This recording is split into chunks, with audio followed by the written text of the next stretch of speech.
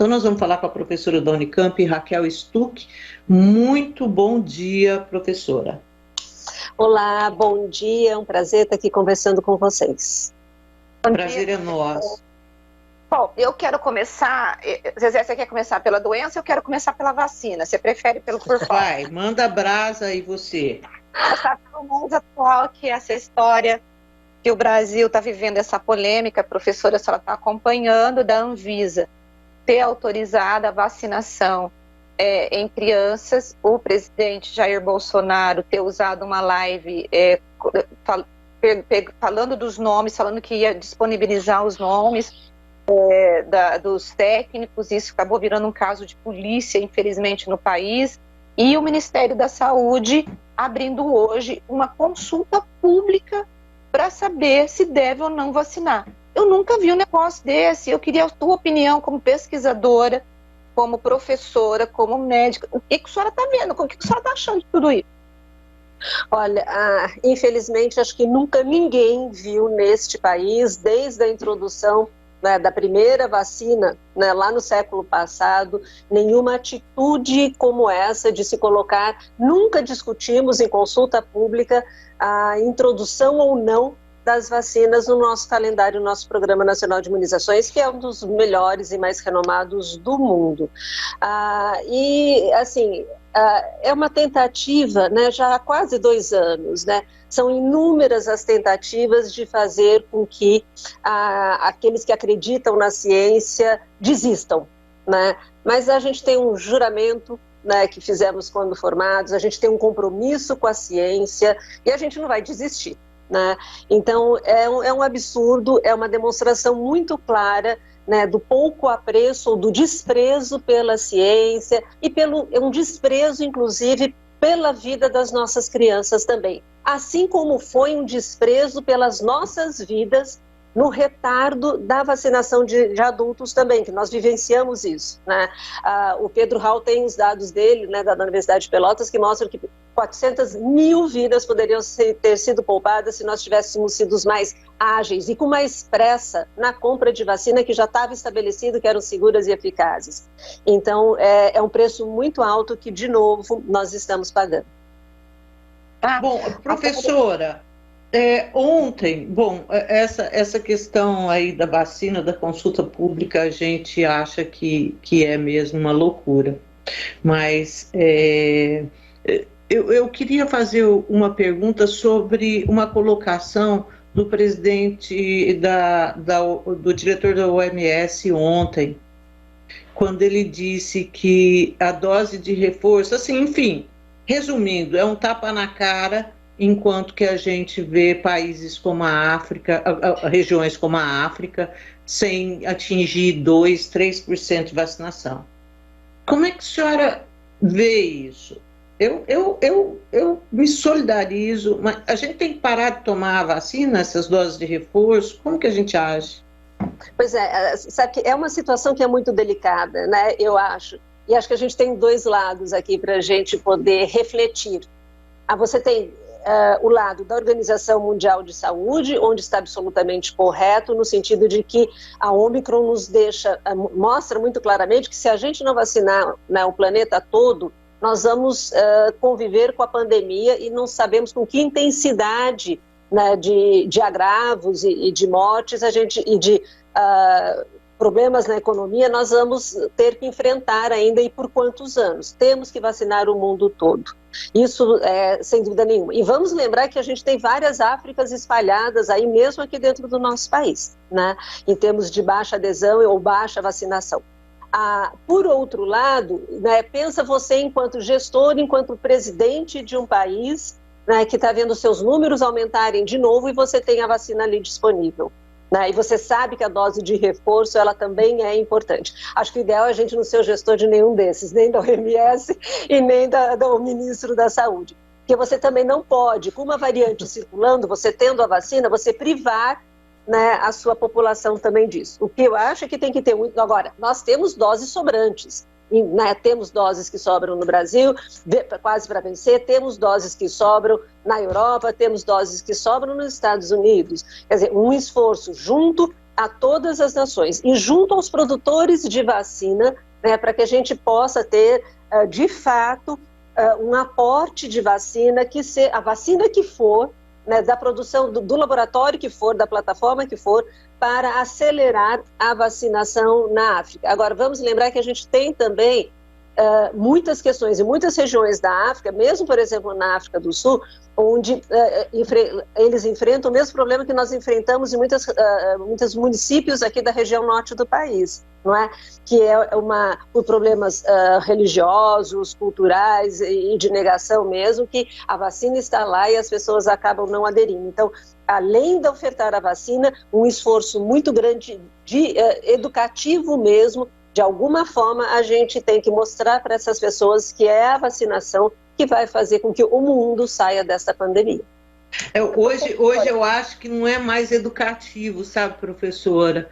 Porque tudo que se podia falar, eu acho que já foi falado. E essas pessoas resistentes à vacina é um posicionamento mesmo.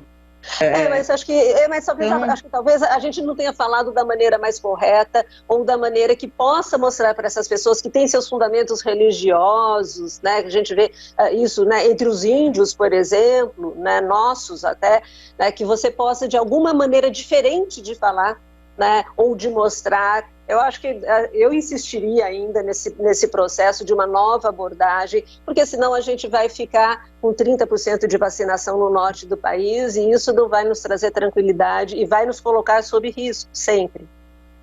Agora, professora, eu quero voltar a insistir um pouco nessa vacinação das crianças, do ponto de vista de pesquisa, e da medicina, qual é o risco, ou oferece ou não risco para as crianças, ou virou de fato um debate ideológico? Como que a senhora vê como pesquisadora, como pessoa da ciência? Hoje, assim, nós temos dados científicos, né, dos países que já, não só de fase 3, na fase 3, né, que a gente já aprendeu o que é um número menor e mais controlado de crianças, tá? Mas a gente tem dados de vida real, de milhões de crianças já vacinadas, então a gente tem esta vantagem no Brasil, nós não somos o primeiro país que talvez adote a vacinação nas crianças, talvez sejamos, né, o 14º, 15º país a adotar a vacina da Pfizer, ou sei lá, o 8º país para as crianças. Então nós já temos dados de vida real, científicos, mostrando o benefício, né, então a eficácia da vacina para este grupo, né, para esta idade, e mostrando também a segurança. Estados Unidos, mais de 5 milhões de crianças vacinadas já na vida real, e aqueles casos que nós temos o risco, né, de miocardite, por exemplo, em adolescentes, nesta faixa etária, né, não teve nenhum caso desse até o momento. Muito provavelmente, essa ausência de efeitos adversos que a gente vê em adolescentes seja até fruto da redução, né, da concentração da dose da formulação pediátrica. Mas mesmo nos adolescentes, a gente sabe que o risco de ter alguma miocardite ou pericardite pela Covid nessa faixa etária é infinitamente maior do que o eventual efeito da vacina, e esses casos, felizmente, também todos foram leves, né? Então, a vantagem que nós temos novamente no Brasil, neste atraso da vacinação, até vamos dizer, é que nós já temos segurança, né, dos outros países que já fizeram e que nos mostram seus números, e não é por mostrar assim, por tweet, por WhatsApp, por rede social. Mostra com trabalhos científicos ali que nos dão segurança para introduzir essa vacina no nosso calendário. Professora, o que é pior para vocês? É lidar com a Covid ou lidar com a ignorância e com essa resistência ideológica? Sem dúvida nenhuma é lidar com essa resistência à ciência. E porque, assim, com a Covid você não tem como fugir, você tem que lidar com ela. Então, além disso, né, e além de tentar mostrar o que a ciência nos mostra, você tem que ter um outro lado que a gente podia não ter, não é? Que é se desgastar né, em falas, em horas, em debates, né, no individual, mostrando, né, que não é aquilo, que não é assim, que aqueles dados são falsos, que aquela não é uma verdade, que aquilo na verdade que é uma mentira e você tem que desfazer tudo aquilo. Acho que isso é o mais desgastante de tudo. Com a Covid, ela nos exige muito. Hoje nós já temos mais segurança de enfrentá-la, não que isso diminua, né, a dor até de cada paciente que chega em estado crítico, mas a enfrentar, né, ter que reforçar a importância da ciência, acho que isso é o mais desgastante nesses últimos 2 anos. Professora, havia, no início, quando chegou a vacina, a gente ouvia muita gente dizendo, a vacina foi desenvolvida de uma forma acelerada, corrida, e ninguém sabe quais são as consequências que ela trará aí para os que forem vacinados.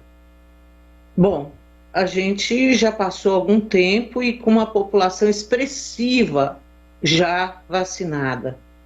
É possível hoje dizer, não tem consequência, a vacina é segura, não vai acontecer nada daqui 2 anos, 1 ano, 3 anos, porque a figura tomou a vacina da Covid?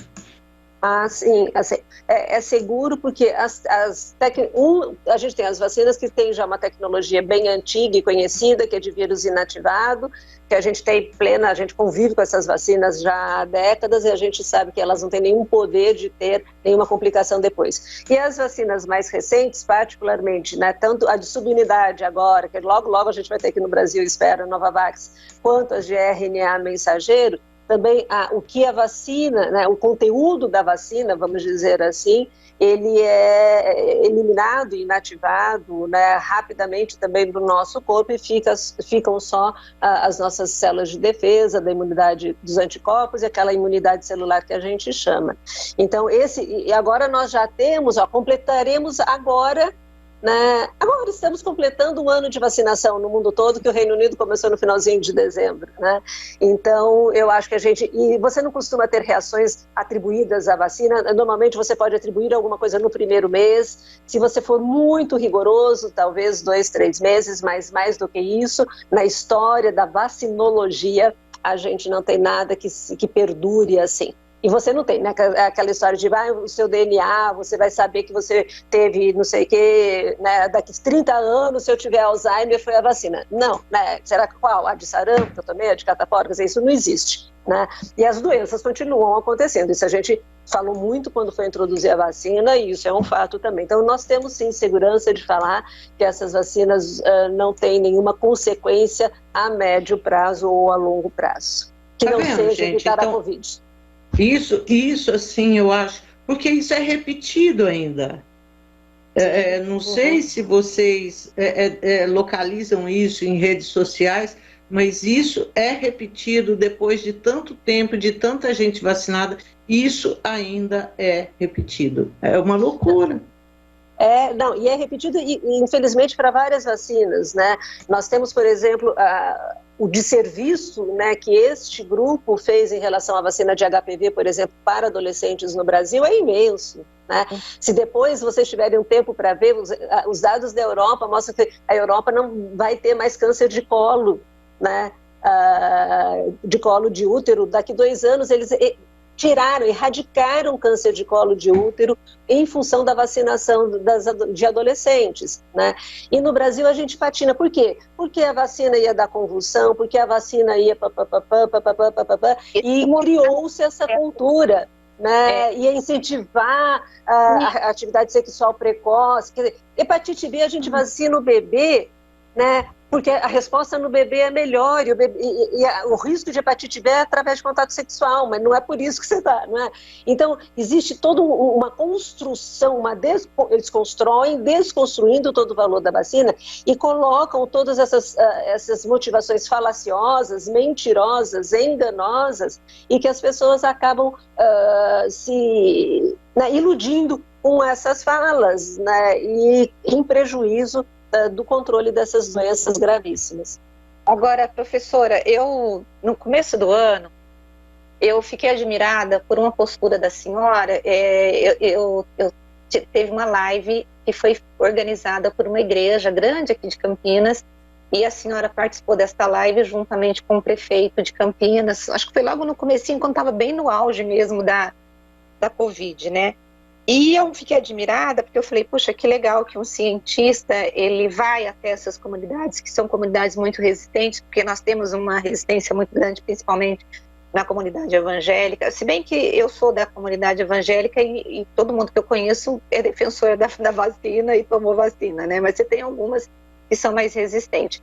E eu pergunto, por que a senhora decidiu ser essa porta-voz desse bom senso da ciência e justamente ir lá dentro dessa comunidade para dizer, olha, a vacina é importante. Eu assisti a live na época, e a senhora sustentou o posicionamento ali da vacinação, da importância.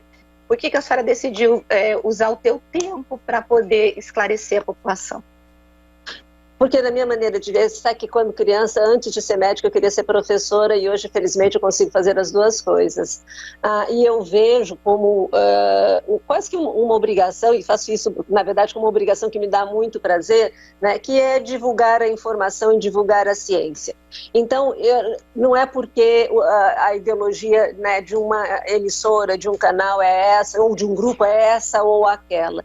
Desde que eu tenha, né, a liberdade de expressar, né, de me expressar e de falar, né, e de justificar, né, o que eu falo, de mostrar os dados da ciência, eu não me recuso, né, a participar, e muito pelo contrário, eu acho importante que a gente possa falar para para todos, né, sem fazer nenhuma censura prévia, não, porque esse pessoal ele é muito desse lado, esse pessoal é muito do outro, não. Eu nunca escolhi nada, quer dizer, eu tendo possibilidade de agenda, eu participo, porque eu acho que é importante isso, eu acho que a gente faz um serviço que, né, eu estou no serviço público, eu só estudei em escola pública, eu acho que eu tenho obrigação até de devolver isso para toda a população.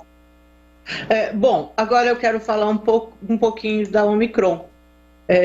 Professora, a gente, tendo o número de pessoas vacinadas que nós temos, principalmente aqui no centro-sul do país, né?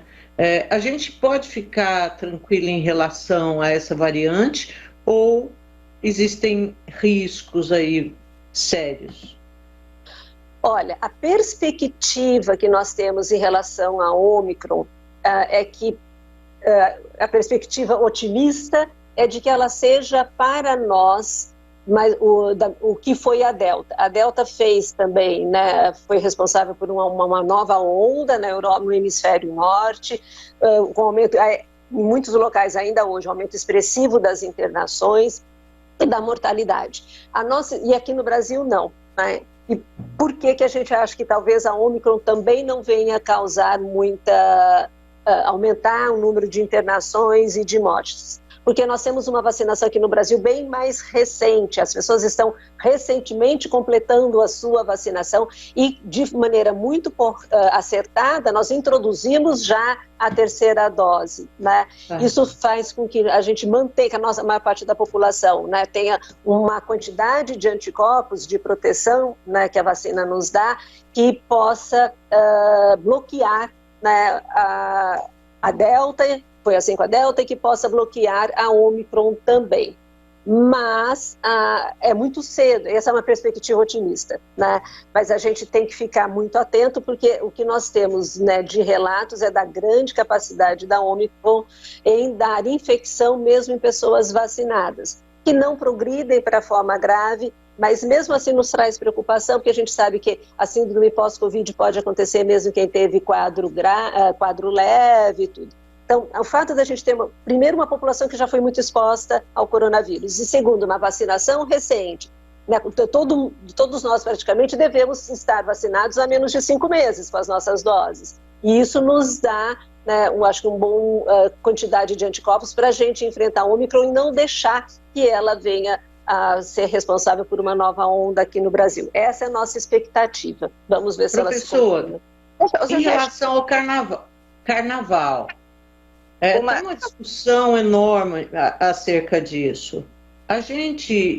Qual que é a posição da senhora acerca do assunto carnaval? O Rio, o comitê lá que orienta o prefeito Eduardo Paes, liberou. O que a senhora acha? Veja, apesar desse cenário todo que eu falei, ontem saiu um dado, não sei se vocês viram, da Fiocruz, extremamente preocupante. Apenas 16% dos municípios do Brasil têm 80% de cobertura vacinal, que é um número meio mágico aí, que nos dá um pouco de segurança em relação às formas graves. 16%. Então, quer dizer, né, mais de 80% não tem uma cobertura vacinal adequada. E teremos, né, no Carnaval, uma aglomeração muito grande de pessoas que vêm não só do exterior, mas aqui de dentro do país, com coberturas vacinais muito desiguais, e isso pode, sim, comprometer todo o esforço que tivemos para conter a pandemia. Então, na minha opinião, neste momento, apesar dos nossos números melhores, mas com a chegada da Ômicron, com a chegada do H3N2, não seria um momento de provocarmos, né, de incentivarmos aglomerações. Professora, tem uma pergunta de ouvinte aqui dizendo que a ciência havia afirmado no passado e fez a defesa do uso da máscara para evitar a contaminação pelo coronavírus. E ele pergunta por que atualmente a gripe H3N2 está infectando tanta gente? A máscara funciona ou não? É o Edivalmir que está fazendo essa pergunta. Edival, então, por que a gripe, né, está causando tanta infecção? Exatamente porque nós abrimos mão, né, das medidas aí de bloqueio de transmissão. Então, nós flexibilizamos em todos os sentidos. A gente passou a sair, né, para trabalhar, para estudar, mas saímos para o lazer, para o jogo de futebol, para as compras, enfim. E muitos municípios abriram mão também, já não exigem mais o uso das máscaras. Então, a forma de transmissão é igual da Covid e do H3N2, só que para este H3N2 que está circulando, a gente não tem proteção, porque estará na nossa vacina em 2022. Então, o fato da gente, e o que explica isso, a gente não tem proteção contra esse vírus e nós abrimos mão das medidas. Então, as máscaras, elas continuam funcionando sim, funcionam para a Ômicron e funcionam para H3N2. Agora, elas têm que estar no rosto, né? Não adianta estar em cima da mesa, na bolsa ou de pendurado. Eu tenho aqui o testemunho de Valmir. Minha filha foi numa festa de aniversário de 15 anos no domingo e ela foi com a máscara, né? Só que dentro da festa, tirou a máscara para poder comer, para poder ficar lá aproveitando. O que aconteceu? Pegou a influenza, tá doente, está com gripe. E aí eu perguntei, mas você não estava de máscara? Ela falou, mãe, como que eu ia ficar de máscara comendo, né? Então, é a máscara. A máscara no rosto protege, a máscara fora do rosto não protege. Não serve para nada. Exatamente. Enfeia. Bom, eu quero agradecer muito a professora Raquel Stuck por estar aqui conosco hoje, aí nessa quase véspera, antevéspera de Natal, e pelo carinho dela com as pessoas e pela resiliência, por não desistir nunca, porque eu joguei a toalha, a senhora viu, né? Quem não quer tomar, eu já falei, não aguento mais falar, repetir o discurso, chega para mim. Mas é muito legal ver que a senhora persiste. Muito obrigada, Feliz Natal, Feliz Ano Novo. Obrigada, eu agradeço a oportunidade. Bom, como eu falei, é um prazer estar conversando e estar sempre, né, aqui a gente discutindo e tirando as dúvidas no que for possível da gente tirar a dúvida. E eu parabenizo também, eu acho que a vocês da imprensa, de todos os meios de comunicação, porque eu acho que esses laços que nós firmamos, nessa parceria que nós firmamos nesses quase 2 anos, foi fundamental para a gente poder avançar, né, nas medidas aí de controle. Então, essa parceria foi algo também inédito e muito bom, me deixa muito feliz, e contem comigo sempre no que precisar. Muito obrigada.